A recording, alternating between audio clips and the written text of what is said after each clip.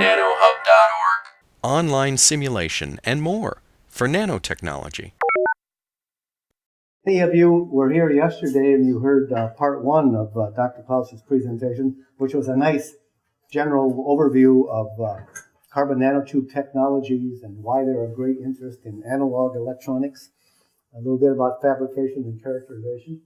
Yeah, and I mentioned at that time that what impressed me about this group is the way it worked from a very fundamental level to building devices to doing circuits and system applications. So we're going to hear about a different aspect of this work today, and the aspect has to do with this multi-scale simulation framework that you're building to support all these activities. So we'll turn it over to Martin. Yes. Welcome everybody, and nice to see you again for the second part of my presentation. Today, I'm going to continue to talk about the high-frequency carbon nanotube transistors we are interested in, and especially I will be focusing on the multi-scale simulation framework. For those of you who not attended my presentation yesterday, I summarized on this slide the main finding. Let's go through it quickly. So we have seen that CNTs itself have very unique intrinsic electrical properties, like the high-frequency capability, the high device linearity, we talked about this yesterday, and we want to use these electrical properties on circuit level. We want to build high-frequency transistors with a very low distortion. And we discussed the challenges we are faced with if we want to design and fabricate these transistors. One of the most severe issues today is in realizing these multi-tube transistors in a mass production-like process is to get rid of the metallic tubes. Depending on the process you use, you get different numbers of metallic tubes in a channel, 5%, 10%, up to 30%. And this is the typical transfer characteristic of a multi-tube transistor. And you see, you cannot switch off this N-type transistor due to the metallic tubes we have. But still, you can build applications with such a transistor, because if you're interested in a low noise amplifier, it's working at a single bias point here, maybe where we have the peak GM, and it's working fine. So we don't care about that we do not have to switch off the transistor for specific applications. And we are working hard to get rid of the metallic tubes, but it's really difficult to do this in a mass production-like process. The other subject I discussed with you was the compact model we have. It's called CCAM. It's a semi-physics-based compact model, and we can use this compact model not only to fit the characteristics of an existing technology, we can also make some projections with this compact model. We can project how a circuit will perform for a future technology node, which maybe has much less imperfections with a lower number of metallic tubes. For this, you need a compact model, and we have something like this. Today, I'm going to talk about the multi-scale simulation framework, and in the Center for Advancing Electronics Dresden, I'm a research group leader in this field, and my responsibility is to push forward the multi-scale simulation framework for one-dimensional electronics together with my group. What I want to talk about is the following today. I have prepared too many topics, as always. But within the 45 minutes I have today, I will present only selected topics. And I really like to cover the following things. I want to talk with you about the role of modeling in designing CNT transistors.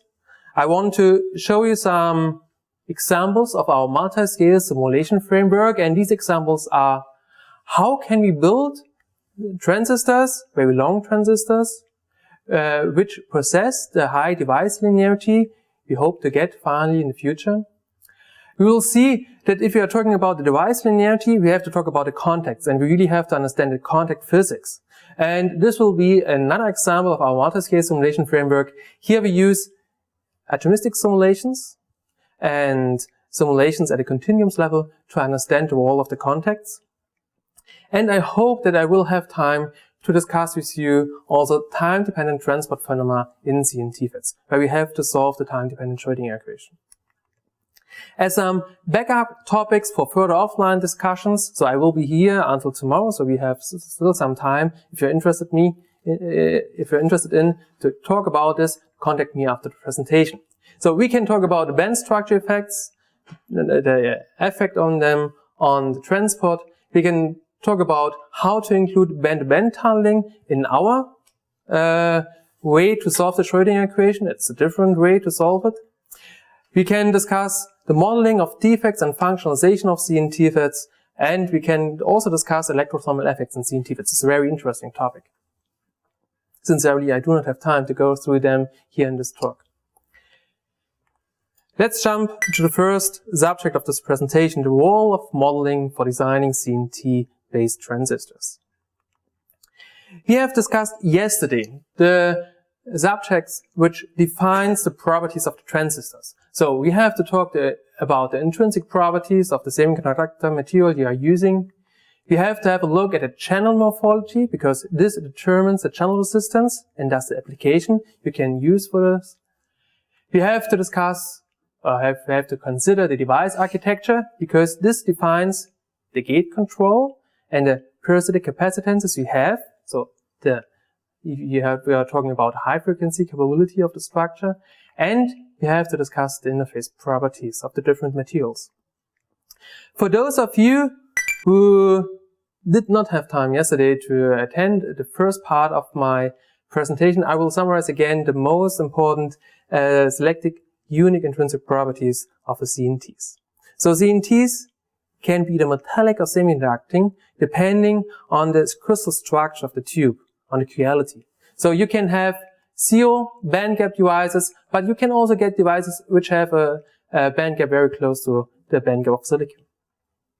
The typical diameter you have in the CNTs is in between 0.5 to 3 nanometers.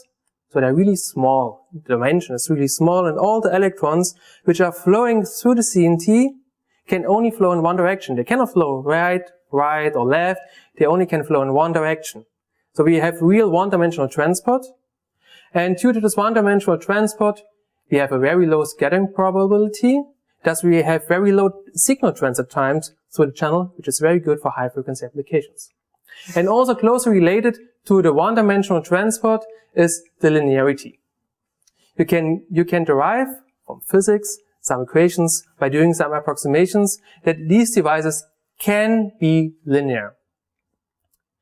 What else? CNTs can carry a very high current, up to 25 microamp. They have very low intrinsic capacitances, and due to the band structure of the CNT, you can get high carrier velocities up to the Fermi velocity of graphene. And if you summarize all these properties, we can claim that CNTs are well suited for high frequency applications where low distortion is mandatory. The next point I want to discuss with you are the interface properties. Yesterday, I talked a lot about the oxide interface traps leading to hysteresis and the transfer characteristics. Today, I'm not going to repeat this, because today we will focus on the contact and the contact physics. Here we see the contact resistance over the embedding length. So what is the embedding length? We have the CNT, we have the metal, and the embedded length describes how far the tube is embedded into the metal. If you change the embedding length, you change the contact resistance. So if you go to very small embedding length, we get a very high contact resistance compared to a CNT, which is deeply embedded into the contact. And we see that depending on the metal you use, you get totally different contact resistances and totally different behavior. The physics behind this is very complex and so far not understood completely. And we will work on this, and one part of the physics I will explain you later, at least our point of view. So we have seen the transistor properties are affected by the intrinsic properties of the material we are using as a channel material. In this case, we are using CNTs. We have to consider channel morphology. We discussed about this yesterday, as well as device architecture. And we have to consider the interface properties. The technology challenge is to obtain and provide access to the unique intrinsic properties we have in fabricated devices, and we want to utilize them for applications. And today I want to add another claim about CNTFETs and device modeling. So we say that if we want to be successful here, we have to use device modeling and simulation to support the technology development and to optimize the device behavior. And if you are going to simulate CNTFETs, we have to consider the intrinsic properties. We have to include in our simulations the channel morphology, the device architecture, it's very important, and also the interface properties. So we have to find models which fits quite well to the interface properties we see in the experiments. Now, let's talk about the multiscale simulation framework. And if I say multiscale, I'm referring to this picture here, to this very simplified picture. At the lowest level, with the highest physical rigor, we have the atomistic simulations. Then we can go up one level in abstraction and we come to continuums level where we have the TCAD models, and one further step in the abstraction level are the German level where we are working with the compact models. So electrical engineers are working typically here at these two levels, and physicists are working typically here. I know there are some exceptions also in this room, but typically all of the electrical engineers are working here, and we need TCAD models which are very fast. The problem is that the challenge is that the gap in between the different levels is really large. And we need to find ways to bridge the gap between atomistic simulations and TCAD models. And this is very challenging, and this is what we are trying to do in my group. We are working together, physicists and chemists and electrical engineers, and it's very hard to speak the same language. Currently, we are focusing on 3 different topics. We are focusing in my group on the transport itself. We have different transport models. We are focusing on the modeling of defects and functionalization, and many people are working in the contact model.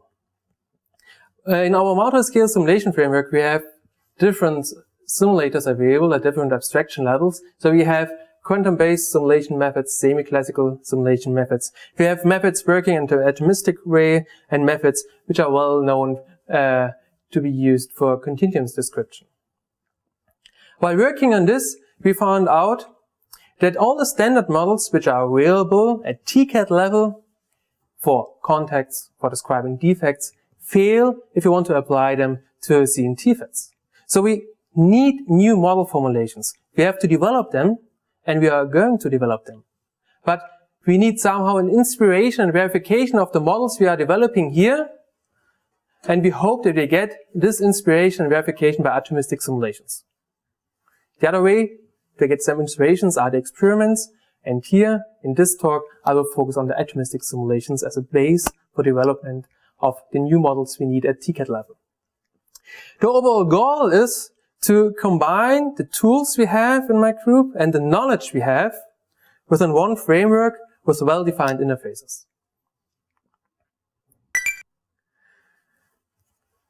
Let's talk about the first application. Now I'm going to suggest you one way to optimize CNTFETs towards high linearity. For those of you who missed my talk yesterday, I will briefly summarize what I mean with device linearity. Here I sketched the transfer characteristic and the related transconductance of a single tube CNTFET. And I sketched the transfer characteristic in such a way that we have a bias region where we have a linear relationship between the output current and the input voltage. And once we see a transistor having this property, a linear relationship, we say that this device is linear. Sometimes it's very difficult to decide if it's really linear or not. That's why we are used to have a look at the transconductance. The transconductance is derivative of the transfer characteristic. And if we have a linear relationship here, we have a flat transconductance here. Yesterday I spent quite some time to explain you and to motivate you why device linearity is essential in communication systems, because it can provide much higher data rates at a lower power consumption compared to the technologies we have. This is the motivation we are working on this. We are looking in the center directly at this application. We want to build transistors, and we are doing this for high frequency applications, and we hope that we find a way to realize also the high linearity in these transistors. Several years ago, there was one publication by Baumgartner in 2007 talking about the inherent linearity of carbon nanotubes FETs. In this publication, he collected his ideas, or he discussed his ideas about inherent linearity and the conditions you need to get this linearity in CNTFETs. Sincerely, these conditions are really unrealistic to get in realistic devices, in fabricated devices. That's why we decided to work on this, to find a way to get linearity in CNTFETs under realistic conditions. And this is what I'm going to talk about today. The linearity conditions you can find typically in the literature are: you need ohmic contacts, you need single subband transport, you need ballistic transport, and you have to work in the quantum capacitance limit. If you do so, you can simply derive from the Landau equation that the transconductance looks like this. You have a flat transconductance, and this is exactly what we want to have. But in reality, we are faced with some constraints. We always have Schottky-like contacts. We always have multi-subband transport. You cannot ignore the second subband. We have non-ballistic transport if you're talking about long channels. And the quantum capacitance limit is hardly achievable. And a typical transconductance looks like this. Here. There is no flat region anymore. Due to optical phonon scattering, the transconductance breaks down. So what can we do? Is it really possible to get linearity at transistor level for a realistic technology? And this was the question. And to answer this question, we employed a semiclassical transient model. Why semiclassical? Because we want to show for our transistors, which have a length of 800 nanometers, we have a channeling length of 800 nanometers, that we can already provide linearity also for these transistors. And if we want to optimize these transistors, we have to use a semiclassical transport model. What else do we have to consider? We have to consider device architecture, because we will see that the electrostatics plays also a significant role if we are talking about linearity. So this is a typical local backgate structure we are looking at in the technology. And the distance between source and drain is about 800 nanometers. But we also have to consider another effect. We have to consider that the current is flowing through three different materials. The current is flowing through the metal contact, it's flowing through the CNT in the channel, but underneath the channel, underneath the contacts, we have the metal-coated tube portions. And due to the interaction between the metal and the CNT underneath, this metal-coated tube portion have totally different properties compared to the properties the CNT have here. So the current is flowing from the metal into the metal-coated tube portion and then into the channel. Typically, the first interface between the metal and the CNT is not considered in simulations because this is a bias-independent interface. You can include the series resistance due to this interface if it's really necessary later than in the compact model. In the numerical device simulation, we try to restrict the simulation domain to reduce the simulation time. That's why we are looking at a second interface between the metal-coated and uncoated tube portion. This is the most important interface because this is bias-dependent. And we will see soon that here we have something like a Schottky barrier. And this Schottky barrier is due to the function fields of the gate also bias-dependent, and we have to include it in the simulations. And how do we include Schottky barriers and tunneling through Schottky barriers in a semiclassical transport model? We are doing this by approximating the tunneling current with the WQB method. It's a very simple method to include it, but it works. For those of you who have not seen the Boltzmann equation before, this is a standard way to write down the Boltzmann equation. The important part is, or the important variables are the distribution function. From the distribution function, this is a solution variable. You can get all the important quantities like electron density, current density, and so on. This is the group velocity we have. This depends on the band structure, for sure. This is the electrical field we have. And this is the collision operator, which describes the scattering. And all the scattering processes in this approach are considered with a simple mean-free path model. This is the scattering rate. This is the mean-free paths of the different models we have. So we included acoustic and optical phonon scattering, emission, absorption, and also surface polar phonon scattering. This is the model we are using. And the Boltzmann equation is solved with the help of the Monte Carlo method.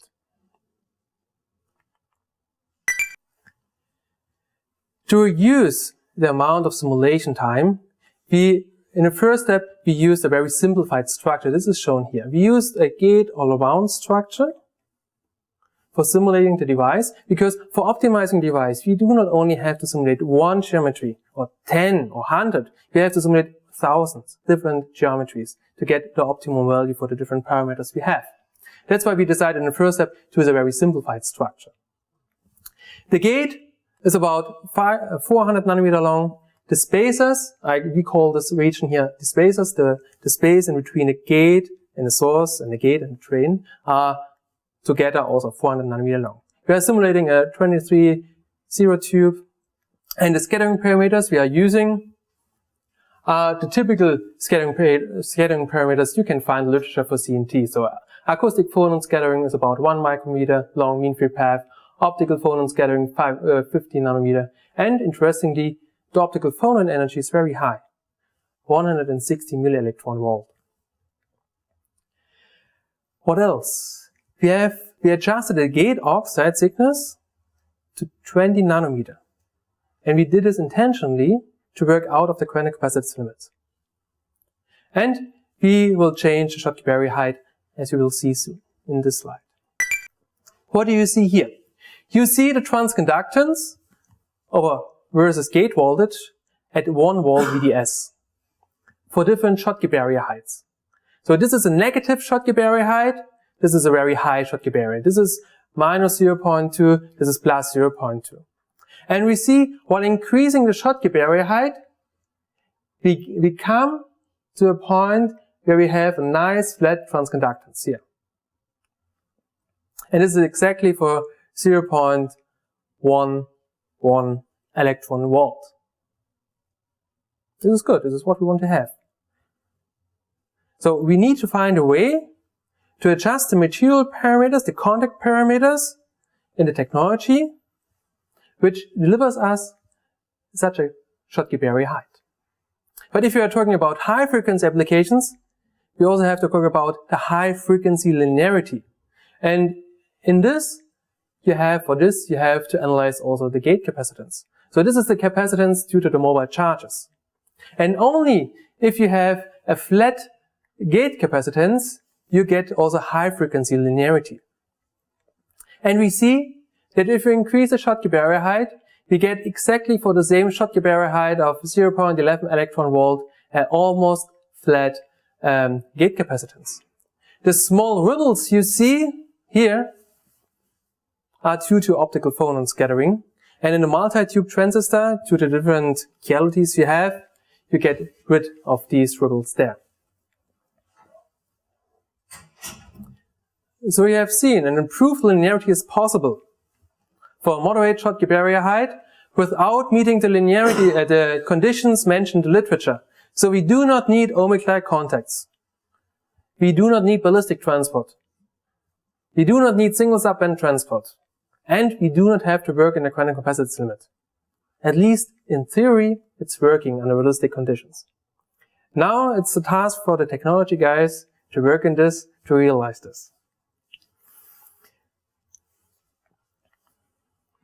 Yeah, but we have seen, this is a very simplified picture of the contact.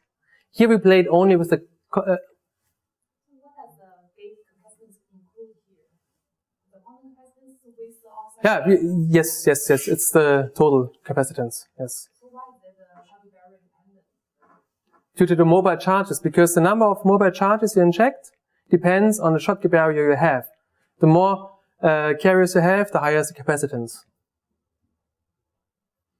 So, The denser states related. no, it's strongly related also to scattering. Yes.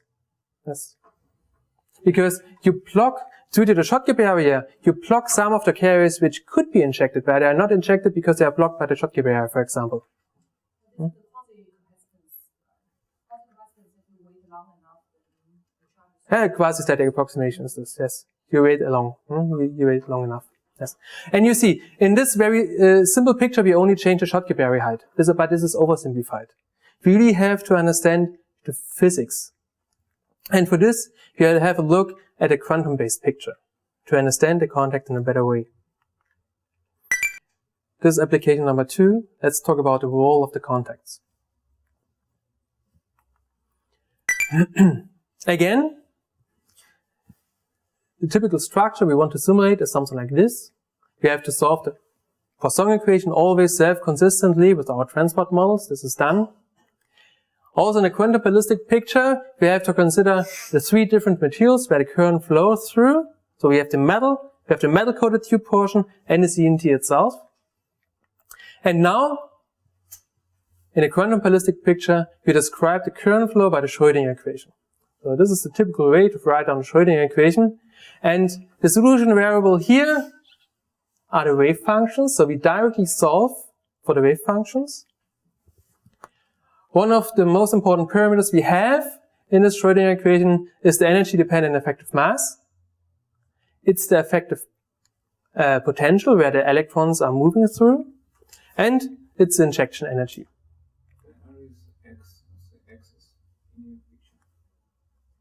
Along the CNT. And based on the wave functions, we calculate the charges and the current, and the charges go into the 3-dimensional Poisson equation to self-consistently consider the electrostatics. If we are talking about differential equations, we always have to talk about the boundary conditions, how we solve it. And if you're interested in to solve the Schrodinger equation for the current, we have to apply open boundary conditions. And one well-known method to do this is the QTBM method, the quantum transmitting boundary method. And to understand the rest of my presentation, I have to go into the details now of the QTBM. In the QTBM method, you assume that you have the channel. In the channel, you have a spatial dependent conduction band. Yeah? And outside of the channel, you have some contact regions, and in the contact regions, you have a flat potential.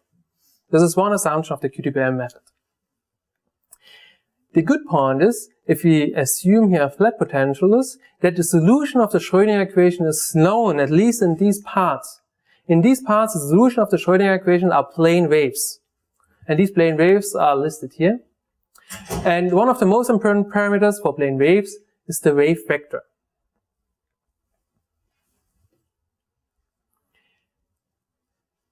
If we want to calculate the charges and the current with this picture, we have to inject at different energies plane waves. But it's not a good idea to inject at each energy with the same k value. It's unrealistic. So we need somehow a relation between energy and k value, so we need a dispersion relation. And for some reason, I call this QTBM dispersion relation, because it's somehow artificial, this dispersion relation. The propagation of the plane waves you inject into your channel are then solved by the solution of the Schrodinger equation itself. But the most important part we have to understand at this point is that we need a QTBM dispersion relation to relate the injection energy to the k value we use for describing the plane waves we are injecting. To calculate the charges and the current, I have given you here the equations we are using. The charges inside the transistor consists of electrons and holes, and we divide them with the charge neutrality level. Everything which is below the charge neutrality level are the holes, everything which is above the charge neutrality level are the electrons. This picture is important if you are talking about band-to-band tunneling. But the important point now is, if you have a look at the equations, we see that the charge depends on the absolute square value of the wave functions, but it depends also on the density of states of the contact, not of the CNT, of the contact regions. and on the Fermi function. The idea is, in the ballistic picture, that you have your distribution, you inject your distribution from the contacts, and in a ballistic way, if you do not have any scattering, the distribution from the contact remains. The absolute square value of the wave function describes then reflections by potential barriers or interferences, and the density of states comes from the contacts. The current is calculated in this approach based on the Landauer formalism. The important point is that we need the transmission probability, and the transmission probability in this wave function picture is calculated based on this equation. We see again the absolute square value of the wave function evaluated at the end of the channel, and some parameters, the effective masses from the contacts and the related wave vectors from the contacts.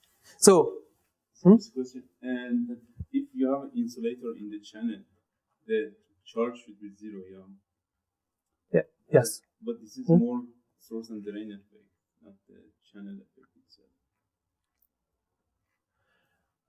I don't know if we really get this point. So if you have an insulator, the waves will penetrate, but they are exponential decaying. So close to the contacts, you have some carriers due to the exponential decaying of the wave function, but in the middle of the channel you do not have any carriers then. Oh, that's the B.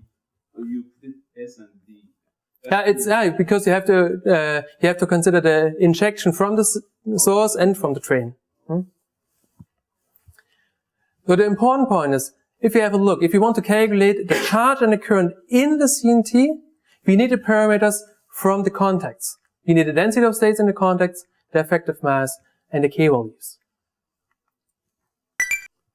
So to summarize again, we need, for this picture, if you really want to solve effective mass equation, Schrodinger equation, with the QTPM method, we need to describe the dispersion relation in the channel region. That's no problem. You can use it from the CNT. We need the effective mass and the effective potential where the electrons are moving through.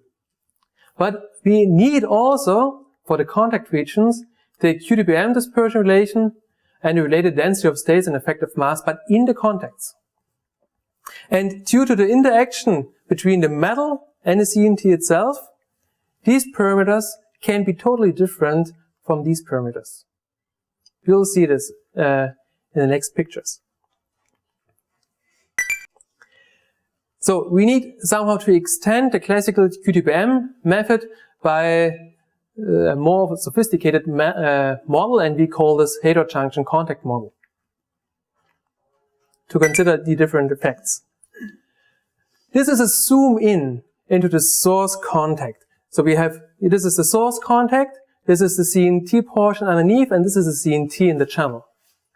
Due to the strong interaction between the metal here and the CNT, the electronic properties of the CNT portion here can change totally. You can get a totally different density of states. You can get a totally different band gap due to the interaction strengths between the metal and the CNT here. And if you now have a look at a simplified band diagram directly at this interface, we see that we have a connection of two different materials with two different band gaps. We have a small band gap material, this is the CNT underneath the metal, and a large band gap material. And this looks like a heterojunction, known for 3-5 materials or for CGHPTs. That's why we call this heterojunction contact model. So all the electrons are injected from here to the uncoated CNT. And the potential step we have here in between the small band gap and large band gap device is a Schottky-like barrier I'm always referring to. If you use another metal, you can have a totally different interaction strength. You will get a totally different band gap, effective band gap, and a totally different density of states. And we have to adjust all the contact parameters from the QTPM method to this picture. But so far it's only an idea of electrical engineers how to model this, and now we are going to verify this with some atomistic simulations. Our colleagues have done the following. They have simulated a 9 nanometer long channel. The CNT itself is a little bit longer because Here we simulate the embedding of the CNT into palladium atoms. We have the source contact, the drain contact, and here the channel. By ab initio DFT calculations, we calculated the equilibrium density of states, and this is shown in the right-hand side. Blue color means we have no states, red color means we have a lot of states. So if we have a look directly into the channel, we see we have the band gap, what we expect to have for intrinsic CNT. Here we have no states. But if we are coming closer to the contacts, we see that the band gap shrinks down. To understand this better, I divided the density of states here into three cross-sections. The first cross-section here is far integrated contact. And we see that we almost have in each energy region a density of states. So it's metallic-like behavior. If we compare to the density of states of an intrinsic CNT, we see that the band gap is totally filled with density of states. If we are coming closer to the interface, we see that something happens here. The band gap shrinks if we compare it to the one we have in the channel. So we have a small effective band gap compared to one of the intrinsic tube, and we get some more states here in the intrinsic band gap. And in the channel itself, we have no states within the band gap. The important point now is that this is the bottleneck. All the electrons have to flow through this bottleneck here. So we have to understand and describe the density of states and the physics here at this point. This is the interesting part. And if you do atomistic simulations only for a system consistent of the CNT surrounded by metal, you get only like this. This is not helpful. For this reason, we really have to solve a transistor-like structure to get more information directly about this interface here. And now let's talk about how we can adjust our QDBM model to these simulation results. What we see here is the density of states again from the bottleneck. The black curve is the intrinsic density of states of the CNT we are using. And the red one is the analytic approximation we use. Please make sure that we have done the fit close to the Fermi level, because all the electrons are injected very close to the Fermi level. That's why it's very important to get a good fit here. What happens here above does not play any role for the applications we have in mind here.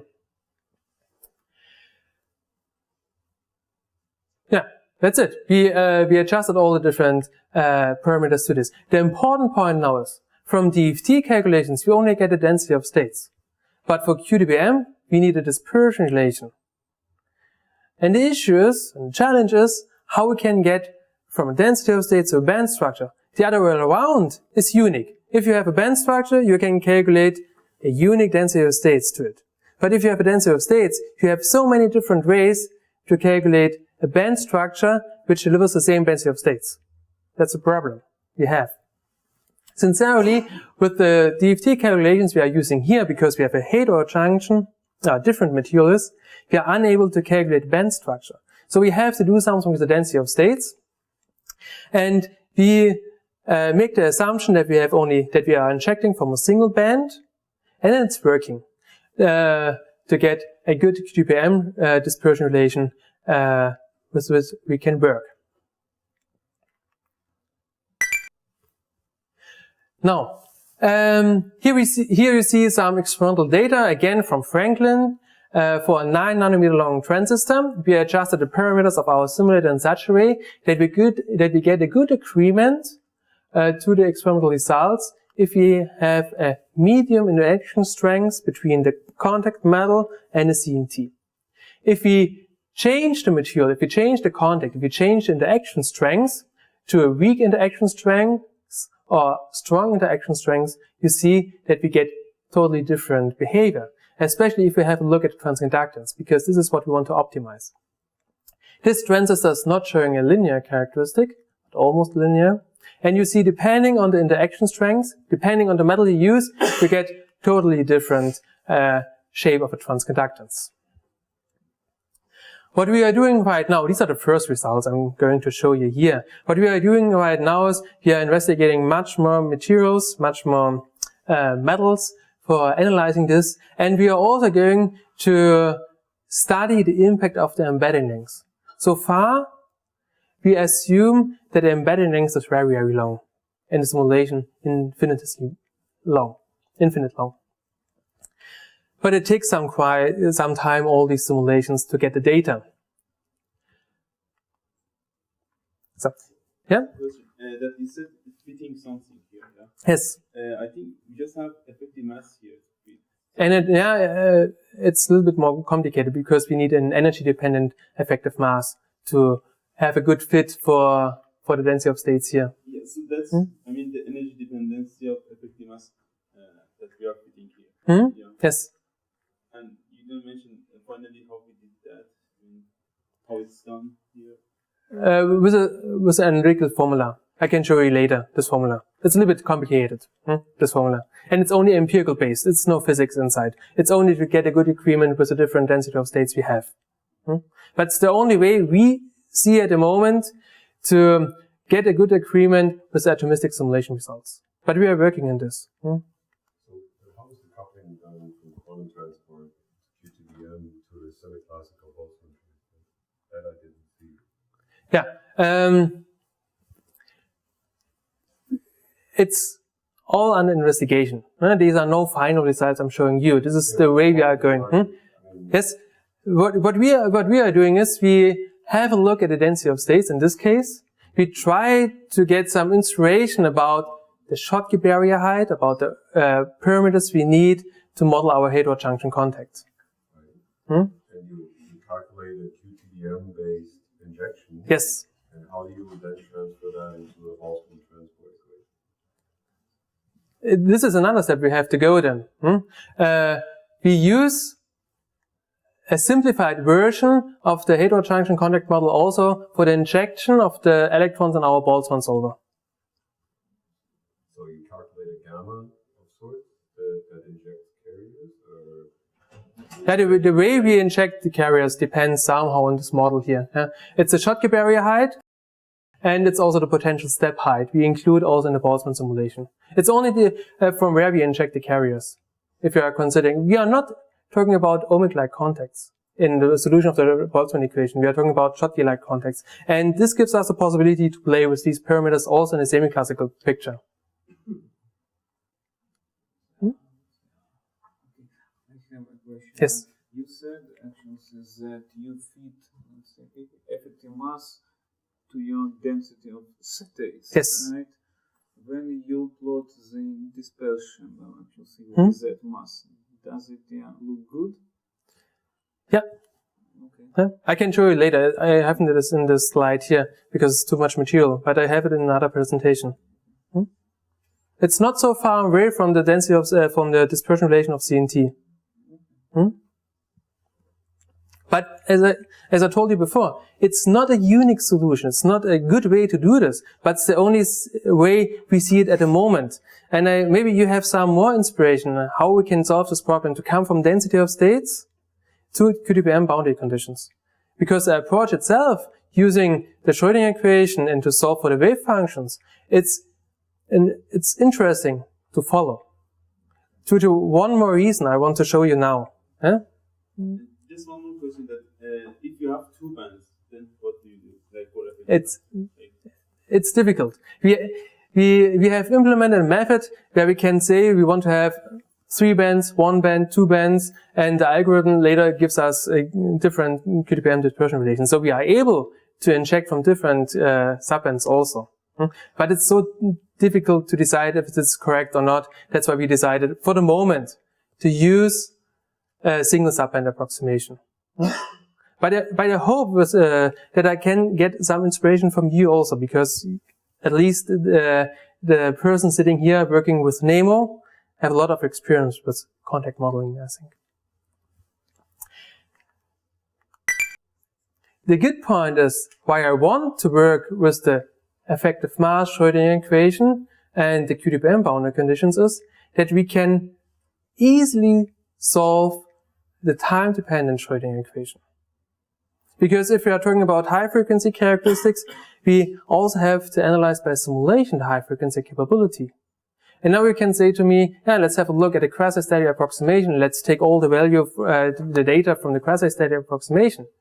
It's working quite nicely for very low frequencies.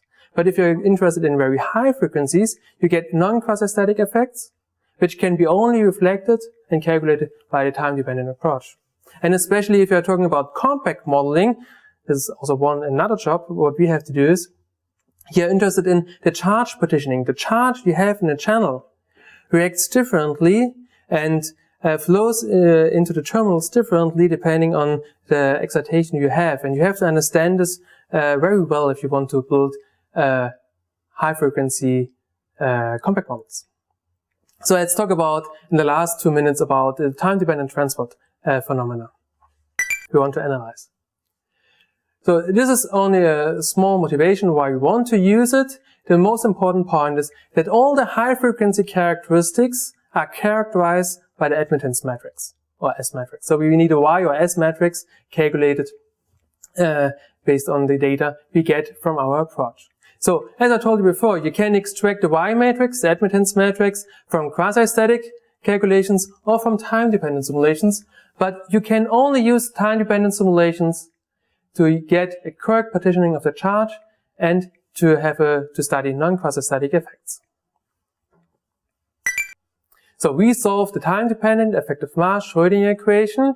We self-consistently solve it with a three-dimensional Poisson equation to consider the architecture of the CNTFET, and all the initial values are calculated based on a time-independent Schrodinger equation.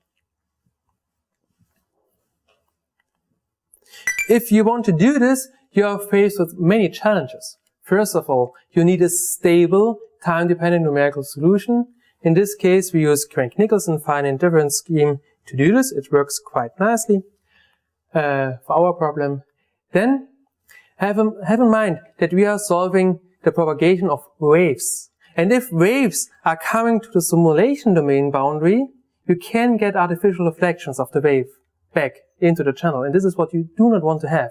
So you have to make sure that the waves are not artificially reflected at the simulation domain boundaries. And we use a method which works quite nicely based on the discrete transparent boundary conditions proposed by Arnold. The third channel is that we have to include a contact physics, we need spatial dependent effective masses, and so on. And the next challenge, and this is very interesting, if you're interested in the Y parameters in the admittance matrix, you do not only have to excite the transistor at the gate, the time-dependent signals at the gate, you also have to apply time-dependent signals at the drain.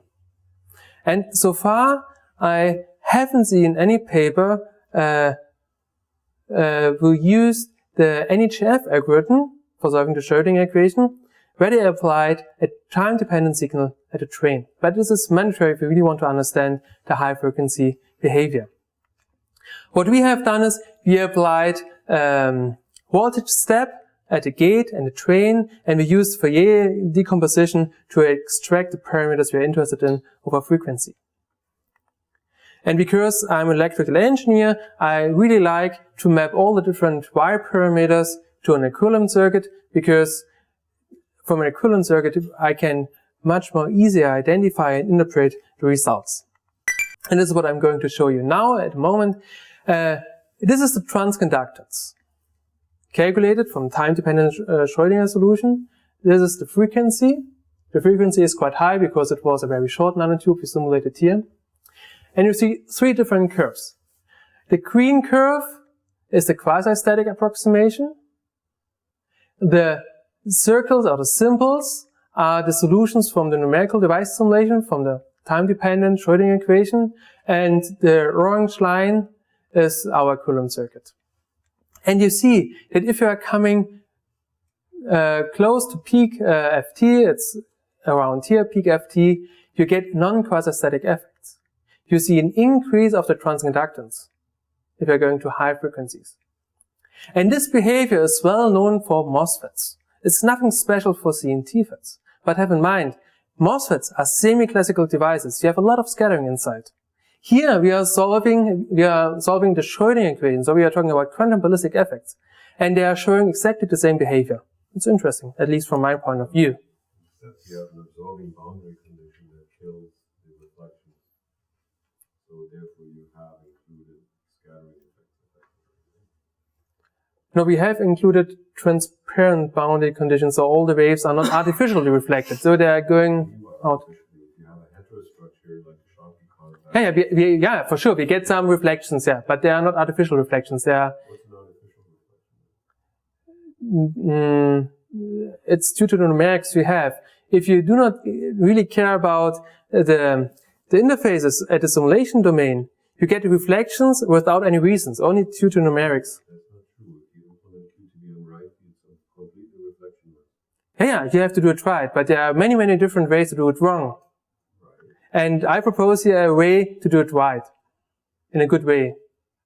My point is that the dispersion is matched of your Hamiltonian and your boundary condition. You will not have an artificial reflection. You have to use this very same Hamiltonian in your contact and in your QTBM and at least at the last node of your device. And if you do that, you will not have an artificial reflection.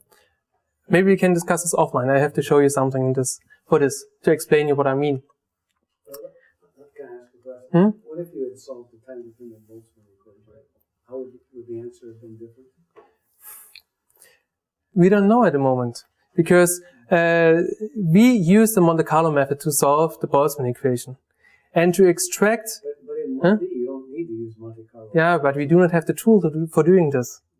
That's the problem. We do not have all the tools we need to answer all the interesting questions. That's why we are searching for collaboration partners who have the tools and who can answer these questions. And this is the last example I want to show. Here, this is the output conductance. It's also frequency dependent. We see somehow an inductive behavior. And if you, and this, because the output conductance is going up and down again. And this inductive behavior was attributed to a so-called kinetic inductance from Peter Berg. And you can include this behavior simply in an equivalent circuit by adding here an inductor in the equivalent circuit. The main point is that this is also not unique to CNTFETs. You can also see it for many different other devices at lower frequencies for sure, but it's not unique because it simply describes the inertia of the carriers due to the electrical field we have. So what we want to do is we want to study the impact of scattering on all the different phenomena, but so far we are not able to do this due to the missing tools we have. Let me summarize it quickly. So we have seen, again, CNTs have very good intrinsic unique properties. We want to make use of them for high frequency, low distortion applications. We have seen that the contact physics is really difficult, and especially if you want to bridge between different abstraction levels. If you come from atomistic simulations and you want to use TCAT simulations, you have to do something. And everybody is invited to join our activities to establish a multiscale simulation framework for CNTFETs or for 1D electronics.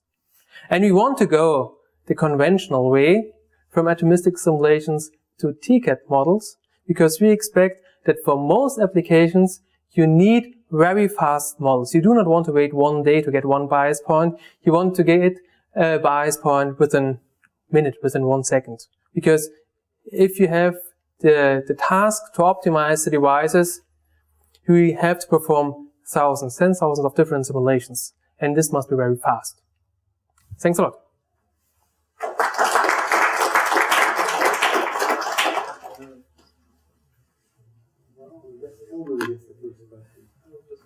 Okay, I have a question about the boundary. 1 second. Yes. 6 Uhr hole ich dich ab. Gut. I have a question about the time-dependent boundary conditions. You mentioned that you modulate the 8 and join, as far as I understood. Once again, I didn't get this. The time-dependent calculation. Yes. Yes. Yes. You mentioned you change, you have some impact into the gate switching, That's the purpose, right? But also about the drain. Yes. So, Yes. can you explain a bit more on that? What do you do with the drain and why?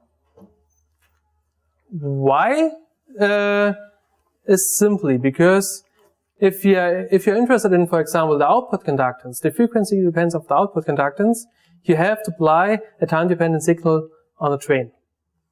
Yeah, that's what I don't understand. I mean, at least from the QDBM perspective, the device gets affected by the drain, of course, but as long as the drain band structure doesn't change. So if you don't have reflections now implied because of phenomena, so if you then only change occupancies in the drain, it would mean you change occupancies because of something that made it through the channel. So those electrons are usually going farther away from the device. They're not returning. Except, of course, you have some diffusive scattering or something, which takes a portion of those electrons that made it through the device to return. So is that what you assume, that there are electrons coming back, or what happens with the drain when you? For example, if you have a very low drain voltage, you have a second barrier also at the drain side. If you now apply a sinusoidal signal at the drain, you move up and you move down Schottky barrier. And so the electrons within the channel can leave or cannot leave through the drain. And if you make this very fast, they're unable to leave because they always see the barrier. Okay, then I understand. So the drain effect is due to some real purpose switching and it's not a secondary effect. No. It's, okay, And especially if you're interested in the Y matrix, the admittance matrix, which is a very typical tool to describe the high frequency behavior of transistors, two-pole matrix, you need to excite at drain and gate. So why GM peaks, GM plot mixed with frequency? Why? It's a very interesting question. I had a very long discussion of a reviewer of the paper of our manuscript. We published this 2 years ago, and we had a half-year-long discussion with the reviewer because the reviewer was coming from a semi-classical simulation, and we had our ballistic simulations, and we see the same phenomena. And he asked us why, and I asked him, why do we see it in the semi-classical simulation? He has no answer, we have no answer. It's a subject of research.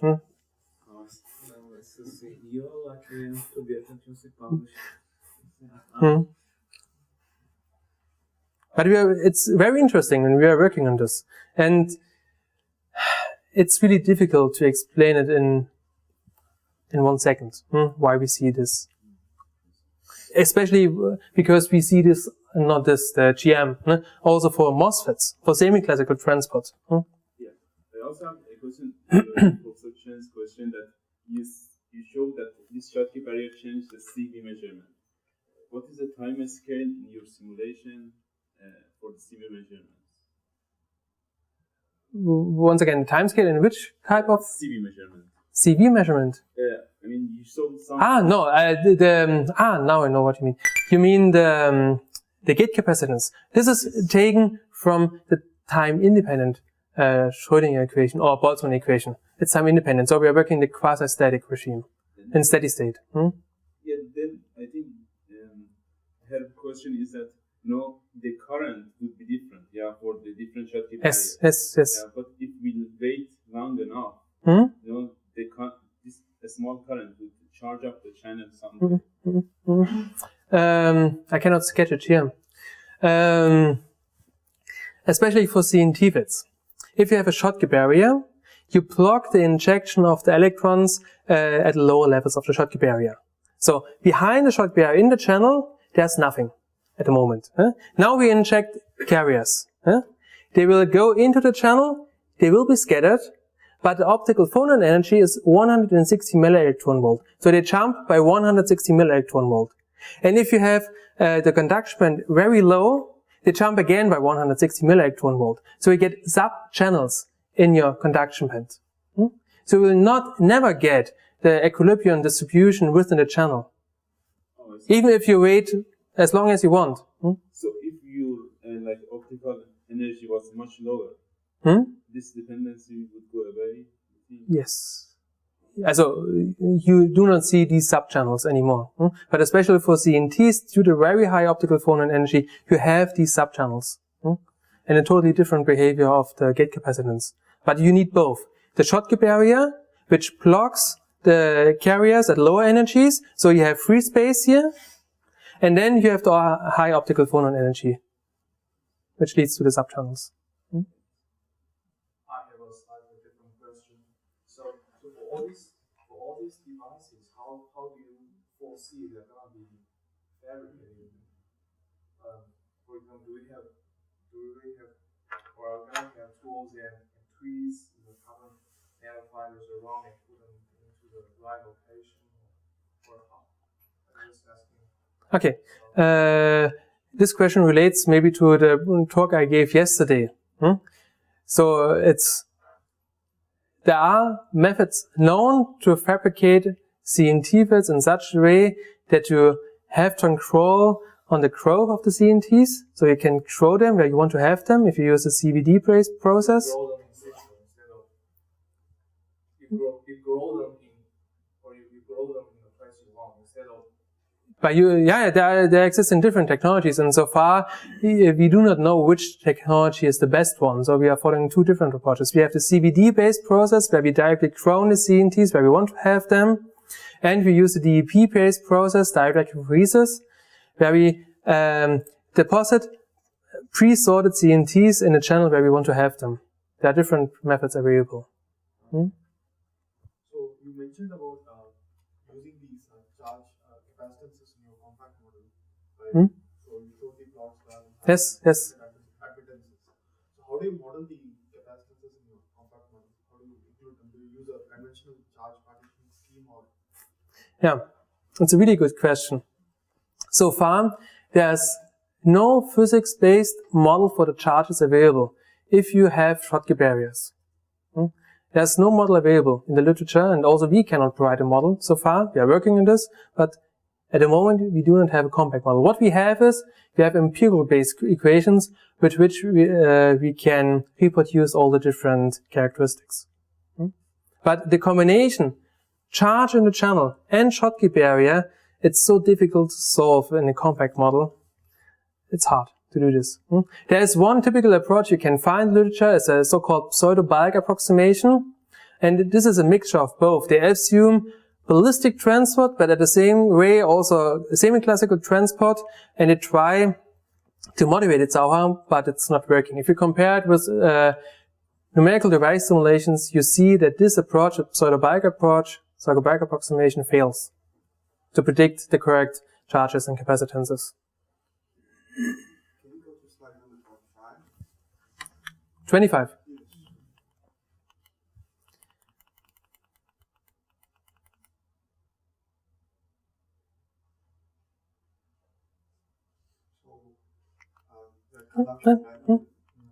Yes.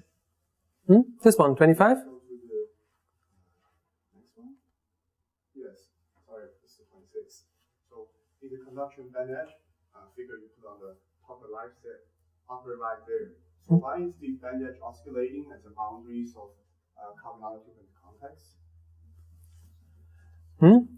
This is not a real band edge. We are not able to calculate, based on the method we are using, the band structure, and we are not able to calculate the band edges.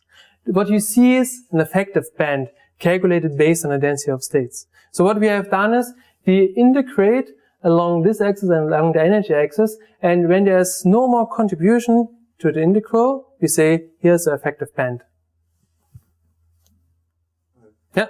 Why is it oscillating at the boundary? It's only in, it's due to the structure of the density of states you see here. So here you see some oscillations in the density of states also, and this leads to the oscillation then in the bands. But these are only effective bands. So I guess the oscillation comes from reflection and interference. No, don't take these effective bands too serious at the moment. It's only a way to visualize it and to compare it with the QTPM boundary conditions where we have these bands. Which FT2 was used? I have to have a look. I can say it to you later in our meeting, yes? Could be CP2K, but I have to look at.